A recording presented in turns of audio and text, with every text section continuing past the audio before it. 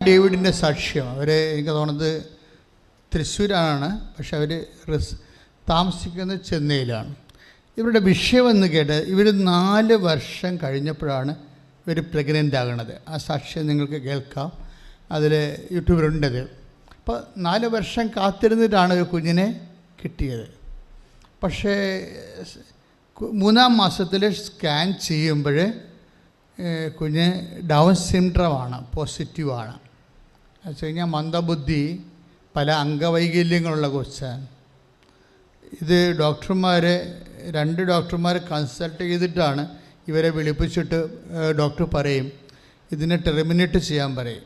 എന്ന് വെച്ച് കഴിഞ്ഞാൽ അബോർഷൻ നടത്താൻ പറയും, അല്ലെങ്കിൽ ജീവിതകാലം മുഴുവൻ നിങ്ങൾക്കിത് കുരിശായിരിക്കും. പക്ഷേ ഇവർ പറയുന്നൊരു വാക്കുണ്ട്, ഡോക്ടറെ ഞങ്ങൾ മുന്നോട്ട് പോവുകയാണ്.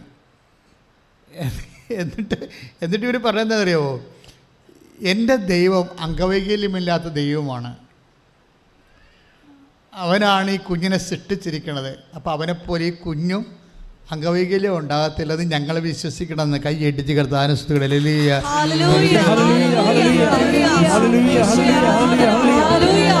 പ്രതിസന്ധി ഘട്ടങ്ങളിൽ വിശ്വാസം പ്രഖ്യാപിക്കാനുള്ള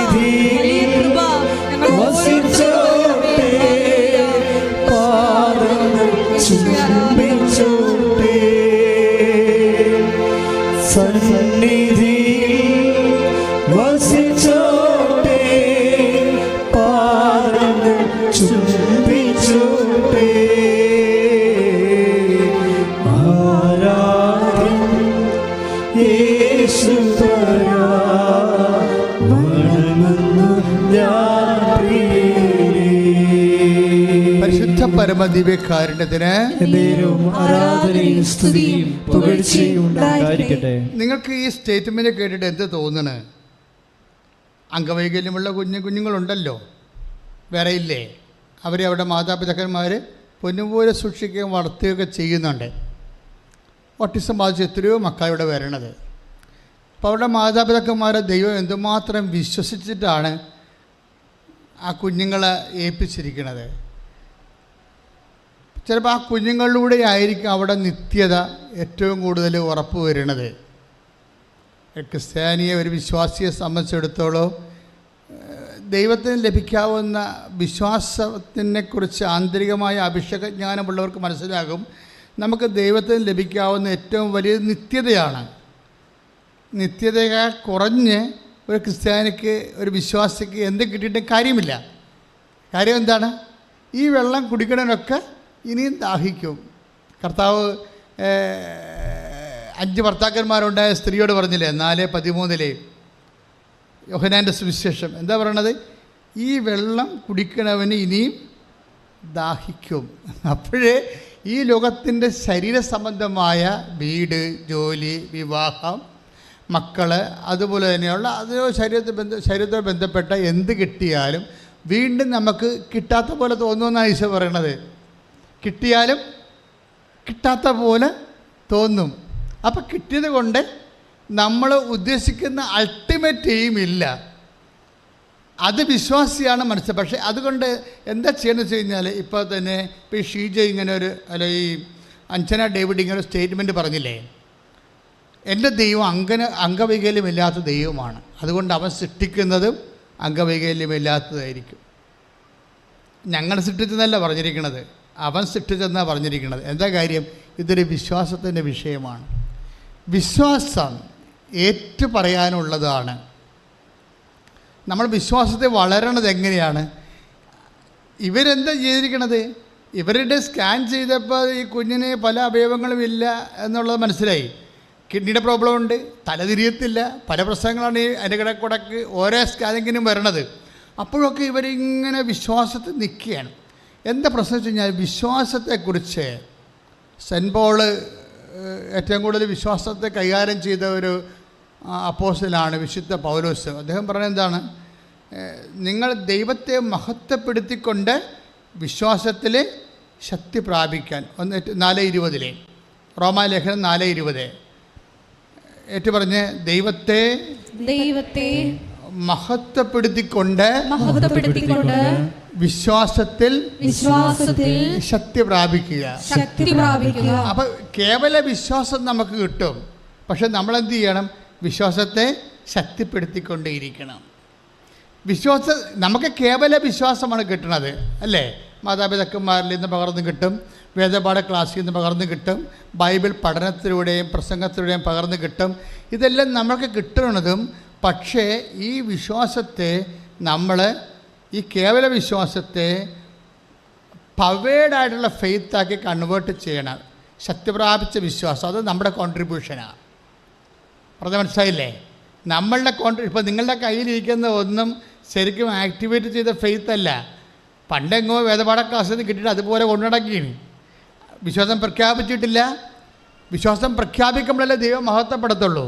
ഇപ്പോൾ അഞ്ജന ഡേവിടെ എന്താ ചെയ്തിരിക്കണത്? ഈ അംഗവൈകല്യമുള്ള കുഞ്ഞിനെ ഗർഭത്തിൽ ഇട്ടുകൊണ്ട് അവൾ പറയണത് എന്താണ്? എൻ്റെ ദൈവം അംഗവൈകല്യമില്ലാത്ത ദൈവമാണെന്ന് പറയുമ്പോൾ ഓട്ടോമാറ്റിക് എന്താ സംഭവിക്കണത്? അവർ ദൈവത്തെ മഹത്വപ്പെടുത്തുകയാണ്. അപ്പോൾ അവർക്ക് എന്താണ് സംഭവിക്കുന്നത്? അവർ വിശ്വാസത്തിൽ ശക്തി പ്രാപിക്കും. വിശ്വാസത്തിൽ ശക്തി പ്രാപിക്കുന്നത് നിൻ്റെ സഹനത്തിൽ ദൈവത്തെ മഹത്വപ്പെടുത്തിക്കൊണ്ടാണ്. ഒന്നേറ്റ് പറഞ്ഞ്, വിശ്വാസത്തിൽ ശക്തി പ്രാപിക്കുന്നത് എൻ്റെ സഹനത്തില് ദൈവത്തെ തിരുമനസ് തിരിച്ചറിഞ്ഞ് ഏറ്റുപറയുന്നതിലൂടെയാണ്. അങ്ങനെ എൻ്റെ ജീവിതത്തിലെ ഞാൻ കടന്നു പോകുന്ന ഇന്നത്തെ ദുരിതങ്ങളെ ദൈവനാമത്തിലെ ഏറ്റെടുത്തിട്ട് ദൈവത്തെ മഹത്വപ്പെടുത്തി വിശ്വാസത്തിൽ വളരുവാൻ, വിശ്വാസത്തിൽ ശക്തി പ്രാപിക്കുവാൻ എന്നെ അഭിഷേകം ചെയ്യണമേ. ശ്രദ്ധിക്കട്ടെ.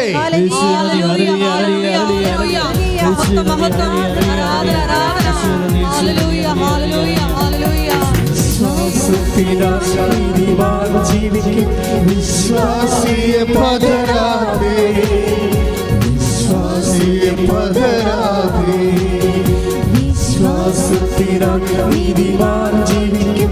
വിശ്വാസിയെ പകരാതെ, വിശ്വാസിയെ പകരാതെ, വിശ്വാസിയെ പകരാതെ, വിശ്വാസിയെ പകരാതെ, വിശ്വാസിയെ പകരാതെ, വിശ്വാസിയെ പകരാതെ, വിശ്വാസത്തിനാൽ നീതിമാൻ ജീവിക്കും.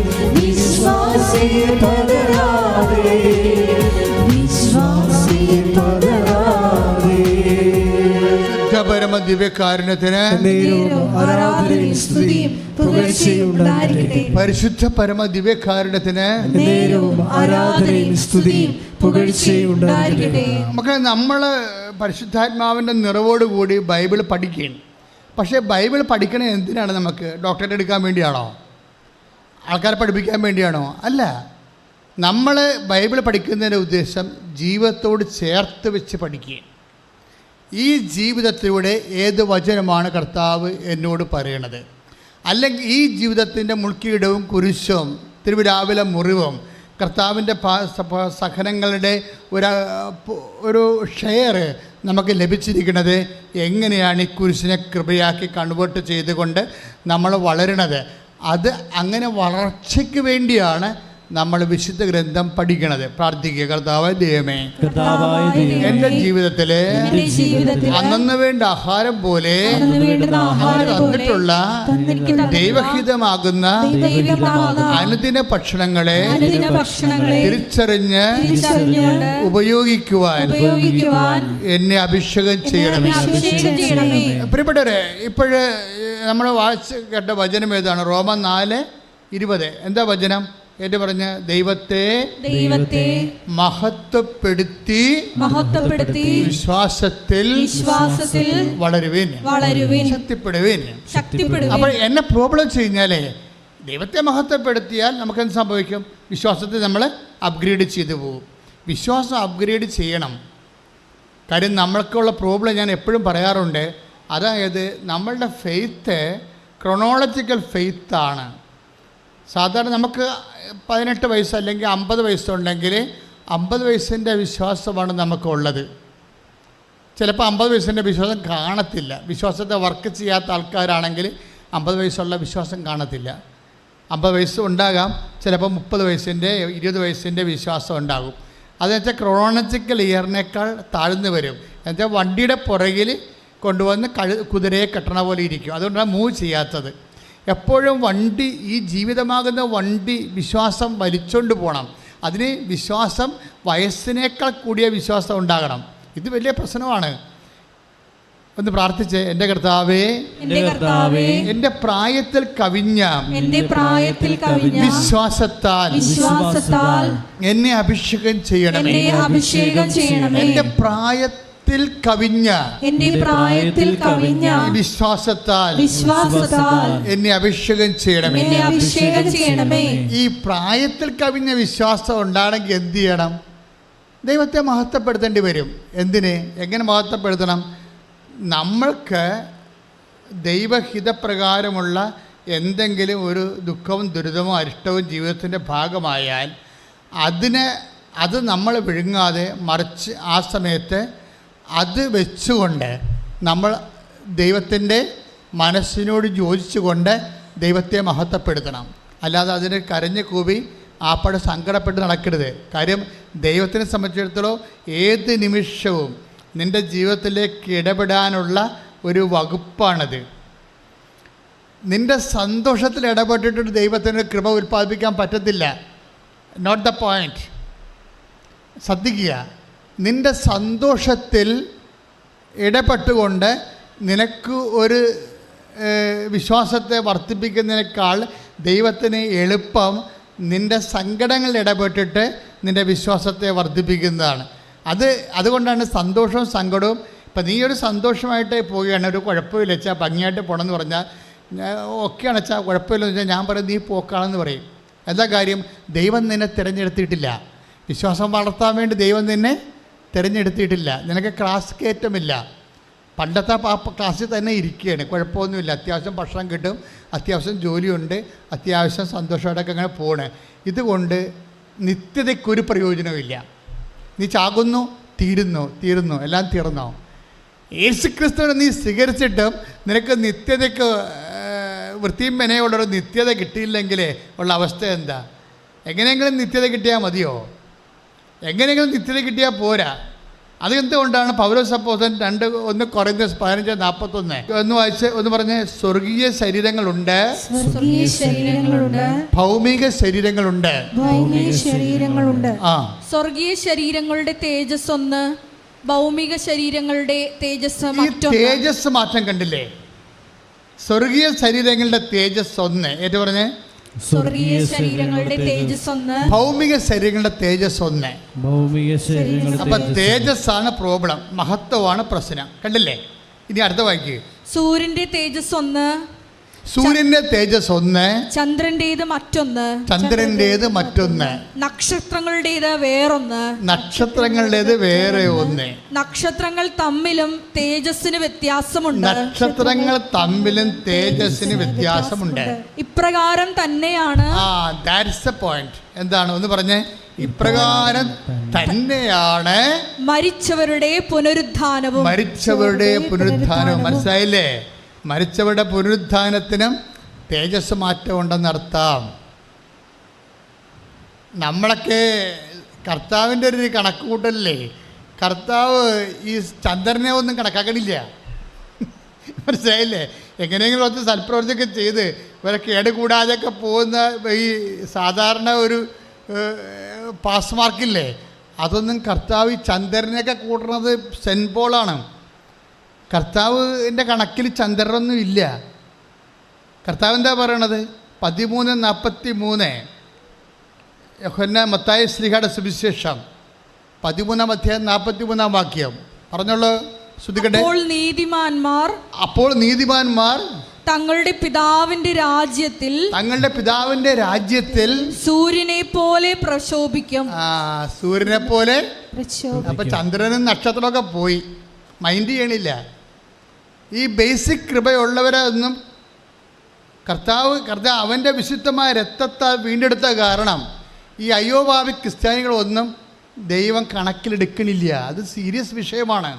നിങ്ങൾ വിചാരിക്കരുത് എങ്ങനെയും തെമ്മാടിത്തരമായിട്ട് 5 ഭാര്യമാരെ 2 ഭർത്താക്കന്മാർ അല്ലെങ്കിൽ 10 അബോർഷനൊക്കെ കഴിഞ്ഞിട്ട് അങ്ങനെ അടിവിളിച്ച് പൊളിച്ച് ജീവിക്കാം, അവസാനം ഒരു കുമ്പസാരം നടത്തി കുറേ മോങ്ങി തേങ്ങി അവസാനം ചത്ത് ചവിപ്പെട്ടി പോകാമെന്ന് വിചാരിച്ചാൽ ഒറ്റ നടക്ക് പോകത്തില്ല. ഈ ആൾക്കാർക്കെല്ലാം വന്നിരിക്കുന്ന അബദ്ധം അതാണ്. അവസാനത്തെ മാനസാന്തത്തിന് വേണ്ടി ഇരിക്കുകയാണ്. അതാകുമ്പോൾ എല്ലാം ഒക്കത്തില്ല. നിങ്ങൾ ഈ വചനങ്ങൾ കൂട്ടി വായിക്കണം. സെൻറ്റ് പോൾ പറയണത്, സെൻറ്റ് പോൾ സൂര്യൻ്റെ കൂടെ പിന്നെ ഈ ബേസിക് കോഴ്സുകാരെ എടുക്കുന്നുണ്ട്. A+കാരല്ല, സെൻറ്റ് പോൾ എക്കാരെ എടുക്കുന്നുണ്ട്, B+ ഒക്കെ എടുക്കുന്നുണ്ട്. ചന്ദ്രൻ കഴിഞ്ഞാൽ പിന്നെ നക്ഷത്രം, അത് B+ ആണ്. ആ കേസ് കണ്ട് കൃപയിൽ B+ ആണ്. അതൊക്കെ സെൻറ്റ് പോൾ എടുക്കുന്നുണ്ട്. പക്ഷേ കർത്താവ് എടുക്കണില്ല. എന്താ കാര്യം? അവൻ്റെ വിശുദ്ധരത്വം ചിന്തിയിരിക്കുന്നതാണ്. അവൻ വിലക്ക് വാങ്ങപ്പെട്ടവരാണെന്ന് നമ്മളെന്ന് പറയുമ്പോൾ തന്നെ അതിൻ്റെ ഗൗരവം നമുക്ക് മനസ്സിലാക്കണം. എൻ്റെ സഹോദരങ്ങളെ, ഒരു കാര്യം വ്യക്തമാണ്. ഒരു മനുഷ്യൻ്റെ ജീവിതത്തിൽ നിങ്ങൾ 10 കാര്യം നമുക്കുണ്ടെന്ന് വിചാരിച്ചോ, ജീവിതത്തിൽ 2 കാര്യങ്ങളെങ്കിലും നടക്കാതെ വരണം. That's my point. പറഞ്ഞാൽ മനസ്സിലായില്ലേ? ഇപ്പം നിങ്ങൾക്ക് 10 കാര്യങ്ങൾ ജീവിതത്തിലുണ്ടെന്ന് വിചാരിച്ചോ, അച്ഛൻ പറയണത് നിങ്ങൾക്ക് ലാഭം 2 കാര്യങ്ങളെങ്കിലും നടക്കാതെ വരണതാണ്. ഇപ്പോഴേ എന്താ കാര്യം വെച്ച് കഴിഞ്ഞാൽ, നടക്കാതെ വരുമ്പോൾ എന്താ നിങ്ങൾ ചെയ്യേണ്ടത്? അത് വിൽ ഓഫ് ഗോഡായിട്ട് കൺവേർട്ട് ചെയ്യണം. പറഞ്ഞാൽ മനസ്സിലായില്ലേ? 10 കാര്യങ്ങൾ നിങ്ങൾക്കുണ്ട്. ഭർത്താവിൻ്റെ ജോലി, നിങ്ങളുടെ കുഞ്ഞുങ്ങളുടെ അഡ്മിഷൻ, അങ്ങനെ പല കാര്യങ്ങൾ, നിങ്ങളുടെ രോഗം, 10 കാര്യങ്ങളുണ്ട്, വസ്തു വിൽപ്പന. പക്ഷേ ഇതിൽ 2 കാര്യങ്ങളെങ്കിലും, ഞാൻ 2 പറഞ്ഞാൽ നിങ്ങളെ പേടിച്ചിട്ട് പറയണതാണ്, നിങ്ങൾക്ക് അത്രയും വറച്ച പറക്കില്ല. അതുകൊണ്ടാണ് 2 കാര്യങ്ങളെങ്കിലും നടക്കാതെ വരണം. എന്താ കാര്യം? നമ്മുടെ ഇഷ്ടമല്ലല്ലോ അത്. കർത്താവിൻ്റെ കാര്യത്തിൽ ഇന്ന് ഈശോ മഹത്വരാജ്യനായി നിൽക്കണ എന്തുകൊണ്ടാണ്? അവൻ പ്രാർത്ഥിച്ച കാര്യം നടക്കാതിരുന്നത് കൊണ്ടല്ലേ. ഇന്ന് ഈശോ മഹത്വരാജ്യനായി നമ്മുടെ കൂടെ എഴുന്നള്ളിയിരിക്കുന്നതിൻ്റെ കാരണം എന്താണ്? ജനകോടികളും ജന്മാന്തരങ്ങളും അവൻ്റെ മുമ്പിൽ പരിശുദ്ധൻ പരിശുദ്ധൻ എന്ന് പറഞ്ഞുകൊണ്ട് അവനെ വാഴ്ത്തുന്ന കാര്യം എന്താണ്? അവൻ പ്രാർത്ഥിച്ചത് നടക്കാതിരുന്നിട്ടാണ്. മനസ്സിലായില്ല നിങ്ങൾക്ക്? അവനെന്താ പ്രാർത്ഥിച്ചത്? പിതാവേ, സാധ്യമെങ്കിൽ പാനപാത്രം എന്നെ കടന്നു പോകണം, എങ്കിലും എൻ്റെ ഇഷ്ടമല്ല അങ്ങയുടെ ഇഷ്ടം. ആ ഒരൊറ്റ വാക്കിലാണ് കർത്താവ് രക്ഷപ്പെട്ടത്. ദാറ്റ് മീൻസ് പലപ്പോഴും ഓർക്കണം, നിങ്ങൾ സന്തോഷിക്കേണ്ടത് കിട്ടിയ കാര്യത്തെ ഓർത്തല്ല, കിട്ടാത്ത കാര്യങ്ങൾക്ക് ദൈവഹിതമായിട്ട് കൺവേർട്ട് ചെയ്യാൻ പഠിക്കണം. പ്രാർത്ഥിക്കുക. കർത്താവായ ദൈവമേ, എൻ്റെ ജീവിതത്തിലെ എന്തെങ്കിലും കാര്യം എന്റെ മനസ്സിന് അനപേക്ഷണീയമായിട്ട് നടക്കാതെ ഇരുന്നിട്ടുണ്ടെങ്കിൽ അതിന്റെ പേരില് എനിക്ക് നിരാശ വന്നിട്ടുണ്ടെങ്കിൽ ഇപ്പോൾ അങ്ങയുടെ വചനം എനിക്ക് പ്രത്യാശ നൽകുന്നതിനെ ഓർത്ത് ഞാൻ അങ്ങേക്ക് നന്ദി പറയുന്നു. നടക്കാത്ത കാര്യങ്ങളെ ഓർത്ത് ഞാൻ അങ്ങയെ സ്തുതിക്കുന്നു, അങ്ങയെ മഹത്വപ്പെടുത്തുന്നു. എന്റെ വിശ്വാസത്തില് റോമ 4:20 അനുസരിച്ചുകൊണ്ട് എന്നെ വിശ്വാസത്തില് ശക്തിപ്പെടുത്തണമേ. ശ്രദ്ധിക്കട്ടെ.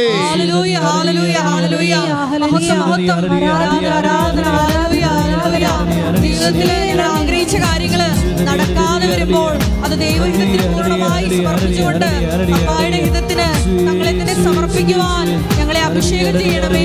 Hallelujah, hallelujah. മഹത്വം, മഹത്വം, ആരാധന, ആരാധന. വിശ്വാസത്തിൽ എന്നും മുന്നേറും ഞാൻ, വിശ്വാസത്താൽ എല്ലാം ചെയ്തിടും ഞാൻ. വിശ്വാസത്തിൽ എന്നും മുന്നേറും ഞാൻ, വിശ്വാസത്താൽ എല്ലാം ചെയ്തിടും ഞാൻ. ഒന്നും അസാധ്യമായില്ല എന്റെ മുൻപിൽ, ജയം എനിക്കുണ്ട്. ഒന്നും അസാധ്യമായില്ല എന്റെ മുൻപിൽ, ജയം എനിക്കുണ്ട്. ഞാനൊട്ടും പിന്മാറുകില്ല, വിശ്വാസ ചുവടുകൾ മുന്നോട്ട് മുന്നോട്ട്. ഞാനൊട്ടും പിന്മാറുകില്ല, വിശ്വാസ ചുവടുകൾ മുന്നോട്ട് മുന്നോട്ട്. ആരെല്ലാം എതിർത്താലും എന്തെല്ലാം ഭവിച്ചാൽ പിന്മാറുകയില്ല ഞാൻ. ആരെല്ലാം എതിർത്താലും എന്തെല്ലാം ഭവിച്ചാൽ പിന്മാറുകയില്ല. പരിശുദ്ധ പരമദിവ്യകാരുണ്യത്തിന് ഇപ്പോൾ നമ്മൾ ധ്യാനിച്ചുകൊണ്ടിരിക്കുന്ന വിഷയം റോമ 4:20 എന്താണ്? ദൈവത്തെ മഹത്വപ്പെടുത്തി പറഞ്ഞ ദൈവത്തെ മഹത്വപ്പെടുത്തി വിശ്വാസത്തിലെ ശക്തി പ്രാപിക്കുവിൻ. ശക്തി പ്രാപിക്കുവിൻ. എന്താ കാര്യം അങ്ങനെ പറയാൻ? വിശ്വാസത്തിൽ ശക്തി പ്രാപിക്കാൻ പറയാൻ കാരണം എന്താണ്? It's my question. ഇപ്പം നമ്മൾ പറഞ്ഞത് എന്താണ്? ദൈവത്തെ മഹത്വപ്പെടുത്തി. ഏത് പറഞ്ഞ്? ദൈവത്തെ മഹത്വപ്പെടുത്തി വിശ്വാസത്തിലെ ശക്തി പ്രാപിക്കുക. അല്ലേ? വിശ്വാസത്തിൽ ശക്തി പ്രാപിക്കുക എന്നാണ് ലക്ഷ്യം, അല്ലേ? വിശ്വാസത്തിൽ ശക്തി പ്രാപിക്കണം. നമ്മൾ എന്തിനാണ് വിശ്വാസത്തിൽ ശക്തി പ്രാപിക്കണത്? ദൈവത്തെ മഹത്വപ്പെടുത്തി വിശ്വാസത്തിൽ ശക്തി പ്രാപിക്കണം എന്തിനാണ്? It's a question. എന്താ കാര്യം? വിശ്വാസത്തിൽ എന്തിനാണ് ശക്തി പ്രാപിക്കുന്നത്? എന്തിനാണ് ശക്തി പ്രാപിക്കുന്നത്? വാഗ്ദാനങ്ങൾ നൽകപ്പെട്ടത് വിശ്വാസത്തിൻ്റെ അടിസ്ഥാനത്തിലാണ്. Praise the Lord. അതാണ് പ്രശ്നം. റോമൻ 4:16 എൻ്റെ ഉത്തരം കിടക്കുന്നത്. റോമൻ 4:16 എന്താ കാര്യം? എന്തിന്? ഇപ്പോൾ റോമൻ 4:20 അനുസരിച്ച് കൊണ്ട് ദൈവത്തെ മഹത്വപ്പെടുത്തിക്കൊണ്ട് വിശ്വാസത്തിൽ ശക്തി പ്രാപിക്കുവാൻ. എന്തിനാണ് വിശ്വാസത്തിൽ ശക്തി പ്രാപിക്കണത്? ഉള്ള വിശ്വാസം കൊണ്ടിരുന്നാൽ പോരെ? മനസ്സിലായില്ലേ? പണ്ട് കാത്തക്കേസും പഠിക്കുന്ന കാലത്ത്, കുർബാന കേൾക്കലപ്പാടിൻ്റെ കാലത്തൊക്കെ കിട്ടിയ വിശ്വാസം കൊണ്ടിരുന്നാൽ പോരെ? എന്തിനാണ് ശക്തി പ്രാപിക്കണത്? It's a question. മനസ്സിലായ? ചോദ്യം മനസ്സിലായില്ലേ? ദൈവത്തെ മഹത്വപ്പെടുത്തി വിശ്വാസത്തിൽ ശക്തി പ്രാപിക്കാൻ വചനം പറഞ്ഞിട്ടുണ്ട്. പക്ഷേ എന്തിന് വിശ്വാസത്തിൽ ശക്തി പ്രാപിക്കണം? എന്താ കാരണം? കാരണം റോമൻ 4:16 എന്താണ് അവിടെ എഴുതിയിരിക്കുന്നത്? വായിച്ചോളൂ. ശ്രദ്ധിക്കട്ടെ. വാഗ്ദാനം നൽകപ്പെട്ടത്. വാഗ്ദാനം ഏറ്റു പറഞ്ഞേ. വാഗ്ദാനം നൽകപ്പെട്ടത് വിശ്വാസത്തിന്റെ അടിസ്ഥാനത്തിലാണ്. വിശ്വാസത്തിന്റെ അടിസ്ഥാനത്തിലാണ്. പിടികിട്ടിയില്ലേ? ദൈവത്തിന് നമുക്ക് ലഭിക്കുന്ന സംഭവം ക്യാഷ് ആൻഡ് കൈൻഡായിട്ട് കിട്ടണത് എന്താണ്? വാഗ്ദാനമാണ് കിട്ടണത്. അതെപ്പോഴും നമ്മൾ മനസ്സിലാക്കണം. ഇപ്പോൾ പാലായാലും റൊട്ടി ആയാലും എന്തൊക്കെ IELTS പാസ്സാകുന്നതായാലും വസ്തു വിൽക്കുന്നതായാലും മക്കൾ ജനിക്കുന്നതായാലും വിവാഹം നടക്കുന്നതായാലും കല്യാണം കോടികളുടെ കടം റെമിറ്റ് ചെയ്യണം നിത്യജീവനായാലും ഇതെല്ലാം ദൈവം ഡിസൈൻ ചെയ്തിരിക്കുന്നത് വാഗ്ദാനത്തിൻ്റെ രൂപത്തിലാണ്. അത് ആണ് ഇതിൻ്റെ ടെക്നിക്ക്. 8852 വാഗ്ദാനങ്ങൾ ദൈവം തന്നിട്ടുണ്ട്. ഒന്നും രണ്ടും അല്ല, 8800. ഇപ്പം നിങ്ങൾ 8852 വാഗ്ദാനങ്ങൾ. അതിൽ വീടുണ്ട്, ലാൻഡുണ്ട്, നമ്മുടെ PR ഉണ്ട്, എല്ലാ സംഭവത്തിനുണ്ട്. നിങ്ങൾ സ്ഥലം വിൽപ്പനയുണ്ട്, വിറ്റ സ്ഥലത്ത് താമസിക്കുന്നുണ്ട്, ക്യാൻസറിൻ്റെ സൗഖ്യമുണ്ട്, കരളിൻ്റെ സൗഖ്യമുണ്ട്, ശരീരത്തിൻ്റെ എല്ലാ സൗഖ്യങ്ങളുണ്ട്, നിത്യത വരെയുണ്ട്. നിത്യത ഇല്ലായിരുന്നു. വാഗ്ദാനങ്ങളുടെ കൂട്ടത്തിൽ നിത്യത ഇല്ലായിരുന്നു. നിത്യത കൂട്ടിച്ചേർത്തത് യേശുവാണ്. അതിനാണ് ഈശോ പുതിയ ഉടമ്പടി എന്ന് പറഞ്ഞത്. 8852 വാഗ്ദാനം ഉണ്ടെങ്കിലും ഈ വാഗ്ദാനത്തിൻ്റെ കൂട്ടത്തിൽ നിത്യത വാഗ്ദാനം ചെയ്തിട്ടില്ലായിരുന്നു. നിത്യത വാഗ്ദാനം ചെയ്താൽ തന്നെയും, അതായത് നിത്യത വാഗ്ദാനം ചെയ്താൽ തന്നെയും അതൊരു ഒക്കൾട്ടായിട്ട് ഇങ്ങനെ ഒരു നമ്മുടെ വാട്ടർമാർക്ക് പോലെ കിടക്കുകയാണ് നിത്യത. പഴയ നിയമത്തിൽ നിത്യതയുടെ കിടപ്പ് വശം എന്ന് പറയുന്നത് ഒരു വാട്ടർമാർക്ക് പോലെയാണ്. എന്താണ്? കന്യയെ ഗർഭം ധരിച്ച് ഒരു പുത്രനെ പ്രസവിക്കും. അപ്പം ക്രിസ്തുവിൻ്റെ ഒരു വാട്ടർമാർക്ക് അവിടെ ഉണ്ട്. ആ വാഗ്ദാനമാണത്. കന്യയെ ഗർഭം ധരിച്ച് പുത്രനെ പ്രസവിക്കുന്ന വാഗ്ദാനമാണ്. പിന്നെ ദൈവം സർപ്പത്തെ സാക്ഷി നിർത്തിക്കൊണ്ടൊരു വാഗ്ദാനം നൽകിയിട്ടുണ്ട്. അവിടെ മാതാവും വാട്ടർമാർക്കാണ്. അവിടെ എന്താണ്? നിനക്ക് സ്ത്രീക്കും തമ്മിലും നിൻ്റെ സന്തതിക്കും സ്ത്രീയുടെ സന്തതിക്കും തമ്മിലും ഞാൻ ശത്രുത ഉളവാക്കും, അവൻ്റെ കുതികാലിന് നീ പരിക്കേൽപ്പിക്കുമെന്ന് പറയുന്ന രക്ഷകനെ വാഗ്ദാനം ചെയ്യുന്ന അത് വാഗ്ദാനമാണ്. അതിൽ നിത്യതയുണ്ട്. പക്ഷെ അത് വാട്ടർമാർക്കാണ്, സൈലൻ്റാണ്. അതിനകത്ത് അത് ആക്ടിവേറ്റ് ചെയ്യണത് ഈശോയാണ്. പക്ഷേ ഈശോ ആക്ടിവേറ്റ് ചെയ്യണത് എങ്ങനെയാണത്? ഈശോ വാഗ്ദാനമാക്കി അത് ശരിക്കും പുറത്തേക്ക് കൊണ്ടുവന്ന് വെളിച്ചത്ത് കൊണ്ടുവരുന്നത് എങ്ങനെയാണ്? എല്ലാം ഇങ്ങനെ ഒരു ഇരുളായ്മ കിടന്നിട്ട് ഈശോ നിത്യത വെളിച്ചത്ത് കൊണ്ടുവരും. ഈശോ വെളിച്ചത്ത് കൊണ്ടുവരണം എങ്ങനെയാണ്? പിതാക്കന്മാർ മരുഭൂമി വെച്ച് മഞ്ഞ ഭക്ഷിച്ചു എന്ന് പറഞ്ഞിട്ട് ഈശോ പറയും അതുപോലല്ല ഈ അപ്പം എന്ന് പറയും. മനസ്സിലായി? അവിടെ വെച്ചാണ് ഈശോ വെളിച്ചത്ത് കൊണ്ടുവരണത്. നിത്യത വാഗ്ദാനത്തിൻ്റെ ഭാഗമാക്കുന്നത് അവിടെ വെച്ചാണ്. അതിന് പുതിയ ഉടമ്പടി വന്നത്. അത് ഉടമ്പടിയാണ്. ഉടമ്പടിയല്ല ദൈവം ഒന്നും ചെയ്യത്തില്ല.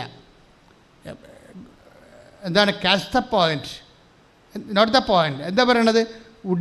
നിത്യതയാ ഈ പഴയ നിയമത്തിൽ വാട്ടർമാർക്ക് ജലരേഖ പോലെ കിടന്നിരുന്ന ദൈവത്തിൻ്റെ വാഗ്ദാനങ്ങളെ വെളിച്ചത്ത് കോൺക്രീറ്റായിട്ട് കൊണ്ടുവരുന്ന ഈശോയാണ്.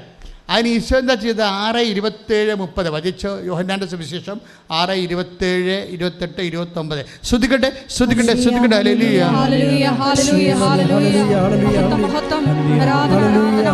യോഹന്നാൻ 6:27. നശ്വരമായ അപ്പത്തിനു വേണ്ടി അധ്വാനിക്കാതെ പറഞ്ഞ് നശ്വരമായ അപ്പത്തിനു വേണ്ടി അധ്വാനിക്കാതെ മനുഷ്യപുത്രൻ നൽകുന്ന നിത്യജീവന്റെ അനശ്വരമായ അപ്പത്തിനു വേണ്ടി അധ്വാനിക്കുവേൻ. Praise the Lord. ഇത് ചോദിക്കുമ്പോൾ ഇത്രയും പറയുമ്പോഴേ, അതായത് നശ്വരമായ അപ്പത്തിനു വേണ്ടി അധ്വാനിക്കാതെ മനുഷ്യപുത്രൻ നൽകുന്ന നിത്യജീവൻ്റെ അപ്പത്തിന് വേണ്ടി, നിത്യതയ്ക്ക് വേണ്ടി അധ്വാനിക്കാൻ പറയുന്നില്ലേ? ഇത് പറയുമ്പോൾ ജനം ചോദിക്കുന്ന ഒരു ചോദ്യമുണ്ട്. ഈശോയുടെ സദസ്സ് വളരെ വിജ്ഞാന ഉള്ള സദസ്സാണ്, അല്ലാതെ വായി നോക്കിയുള്ള സദസ്സല്ല. കാര്യം എന്ന് വെച്ചാൽ അവരിവിടെ ചോദിക്കും, what we should do taste good the will of God. അവർ ചോദിക്കും, ദൈവഹിതമനുസരിച്ച് പ്രവർത്തിക്കാൻ ഞങ്ങൾ എന്ത് ചെയ്യണം? എനിക്ക് തോന്നുന്നത് ഈശോയുടെ ശ്രോതാക്കൾ വെച്ച് ഇടിപെട്ട ശ്രോതാക്കളാണ് ഈ കുർബാനയുടെ ഡിസ്കോഴ്സ് നടത്തുമ്പോൾ കർത്താവിനെ അഭിമുഖീകരിക്കുന്നത് നല്ല ക്ലാസ് ഓഡിയൻസാണ്. അവർ ചോദിക്കണ കണ്ടില്ലേ? അവരുടെ ചോദ്യങ്ങളാണ് ഇന്ന് ഞാൻ വെളുപ്പിനെ എന്നെ ഞെട്ടിച്ച് കളഞ്ഞത്. കാര്യം വെച്ചാൽ അവർ ചോദിക്കണത് എന്താണ്? നിത്യതയെന്ന് പറയുമ്പോൾ ഉടനെ പറയും ദൈവഹിതം എന്നാണ് അവർ പറയണത്. അതാണ് ഞാൻ നിങ്ങളോട് പറഞ്ഞിരിക്കുന്നത്. നിത്യത എന്ന് പറയുമ്പോൾ ആ ജനങ്ങൾ ഉടനെ തിരിച്ചറിയും, വിവേചിക്കും. അത് അവരുടെ ഡിസേൺമെൻറ്റ് ഭയങ്കരമാണ്. അവർ ചോദിക്കുന്നത് എന്താണ്? നിത്യതയാണെങ്കിൽ ദൈവഹിതം അനുസരിച്ച് പ്രവർത്തിക്കാൻ ഞങ്ങൾ എന്ത് ചെയ്യണം? അതാണ് വിഷയം. അപ്പോഴെന്ത് ചെയ്യും? അവൻ അയച്ചവനിൽ വിശ്വസിക്കുക. അവൻ അയച്ചവനിൽ വിശ്വസിക്കാനാണ് പിന്നീട് പറയണത്. ഈശോ പറഞ്ഞ മറുപടി അതാണ്. പക്ഷെ അയച്ചവൻ വിശ്വസിക്കേണ്ടത് എങ്ങനെയാണ്? അത് അമ്മയാണ് പറയണത്. അവൻ പറയണത് പോലെ ചെയ്യാൻ. അതാണ് മരിയൻ ഉടമ്പടി. കൈയടിച്ച് കർത്താവ് ഹല്ലേലൂയ.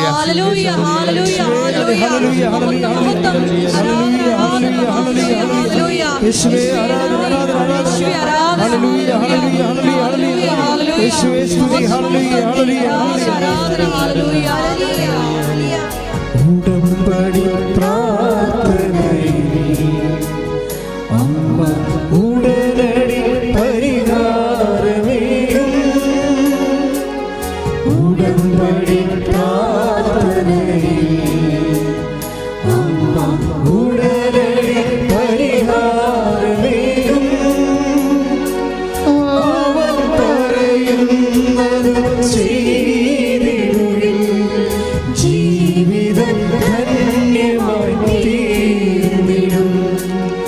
അവൻ പറയുന്നത് ചെയ്തിടുകിൽ ജീവിതം ധന്യമായി തീർന്നിടും. ആവേ ആവേ ആവേ ആവേ മരിയ. ആവേ ആവേ ആവേ മരിയ.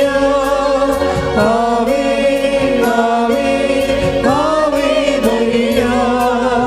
ആവേ ആവേ ആവേ മരിയ.